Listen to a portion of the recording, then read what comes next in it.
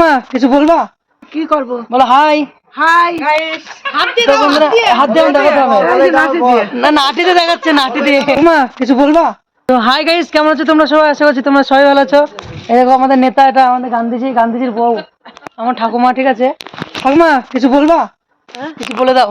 কার কাছে? কিছু বলে দাও। এই তো ভিডিও হচ্ছে, কিছু বলে দাও। হাই গাইস করে দাও। কি করব? বলো হাই। হাই গাইস, হাত দিয়ে দাও, হাত দিয়ে দেখাতে হবে না, নাটিতে দেখাচ্ছে, নাটি দিয়ে। ঠাকুমার সাথে ফানি ভিডিও বানাতে হবে না, সেই উজ্জ্বল করে না, উজ্জ্বল। তো গাইস এই দেখতে হচ্ছে আমাদের ঠাকুমা, এটা আমার এখানে বোর জন্য ঘর হচ্ছে, আমার ঠাকুমার জন্য ঘর হচ্ছে। আর এখানে বাথরুম হবে, ওয়াশরুম হবে, বাথরুম একসাথে। আর এদিকে হচ্ছে আমাদের রুম হচ্ছে, ঘর বাড়ি কাজ হচ্ছে, তার জন্য আসলে আমাদের এই নেতা আছে, মেন নেতার জন্য আসা। নেতা আসলো, ঘরে প্ল্যান দিল, তারপর প্ল্যানটা হলো নাকি। এই দেখতে পাচ্ছ এখানে এটা দিয়ে সিঁড়ি উঠবে, ঠিক আছে, এটা সিঁড়ি উঠবে। তো গাইস হাই করে দাও। এটা আমার বৌদি, এটা বোন হয়। হাই গাইস, ঠিক আছে। এটা হীরা বেটে, আমাকে ভিডিও দিতে দিস না স্যার।